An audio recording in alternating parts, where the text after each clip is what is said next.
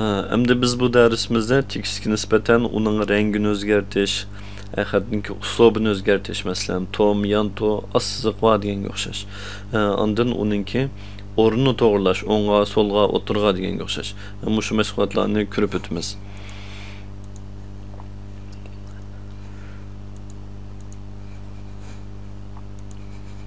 Biz burun yozgan xatimizga nisbatan, ruxsat so'rash xatimizga nisbatan tahlillashib boraylik. Yani bu yerda o'rganadigan bir ishimiz xatningki rangini o'zgartirish. Masalan, bu xatimizni ko'k rangga o'zgartmoqchi bo'lsak, bu yerdan xatning rangini tanlash. Yani ko'k rang. Rangi ko'k bo'ldi. Navada yani boshqa bir xatning rangini boshqa xil o'zgartmoqchi bo'lsak, bu yerdan xalqa rangni tanlab bersak bo'ldi. Buningga o'xshash. Navada biz bu xatlarning rangini asliga qaytarmoqchi bo'lsak, bu yerni qora rangni tanlasak yoki avtomatik qilib qo'ysak, buning rangi o'zgaradi. Odatda biz ko'pincha ishlatadigan printerlar rangsiz xat bosadi, shunga qora rang bilan ishlatamiz. Navada rangli printerimiz bo'lsa yoki bu kompyuterlar ishlatadigan xatlar bo'lsa, ehtiyojimizga asosan xatlarning rangini o'zgartirib ishlasak bo'ldi. Ammo zurriyati bo'lmagan ranglarni qalaymiqan bo'yab al yashil qilib ishlasak, bizningki laylagan bitimizningki sifatiga ta'sir etadi. Shunga amal va normal xatlarni ishlatish kerak. Bu xatning rangini o'zgartirish. Endi ba'zi mazmunlarningki taglikininki xatini rangini o'zgartirishga to'g'ri keldi. Masalan, bir kunlik ruxsat degan gapning tigining rangini biz yashil qilib qo'yaylik. Mana buningga o'xshash. Bu taglik rangini o'zgartirish. Yana o'xshashli buni amaldan qoldirmoqchi bo'lsak, buningki asli rang tanlaydigan yerdan rangsiz deb qo'ysak bo'ldi. Ondan biz tekstlarningki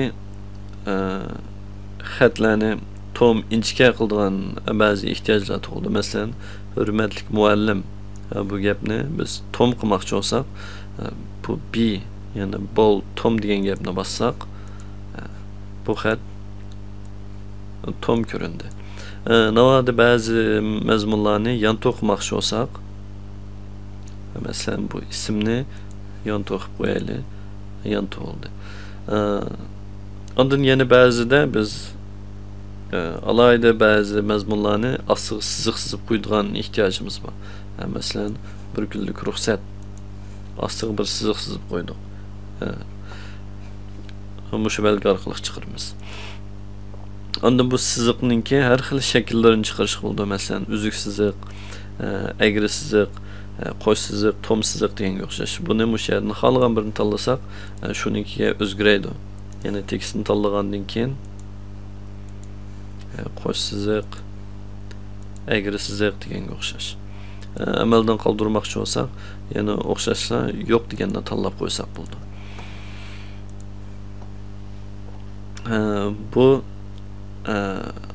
style'ga munosib narsalar. Yana ba'zida tekstdagi o'chiriladigan mazmunga belgisab qo'yishga to'g'ri keldi. Bu vaqtda bu üstü siziqni bassak, üstüge ham siziq sizildi. Bu amaldan qoldi deganga o'xshash ma'noni bildiradi. Endi biz bu tekstimizga nisbatan to'g'irlash mashg'uloti olib boraylik.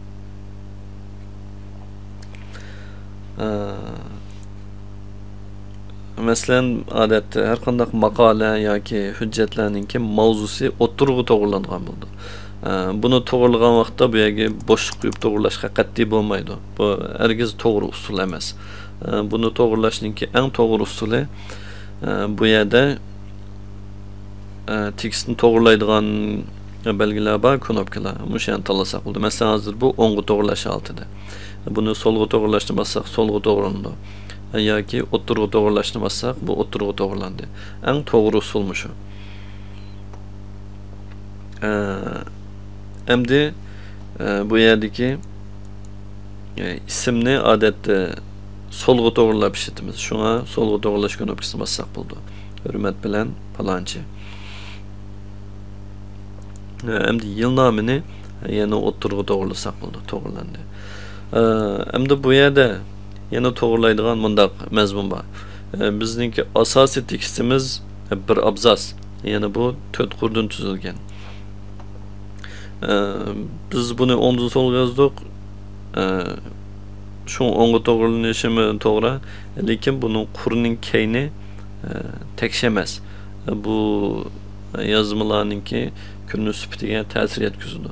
Bo'lib bu cho'ng tipdagi maqola yoki kitob mazmunlar bo'lsa, buni bundoq chizib qo'yishga qat'iy bo'lmaydi.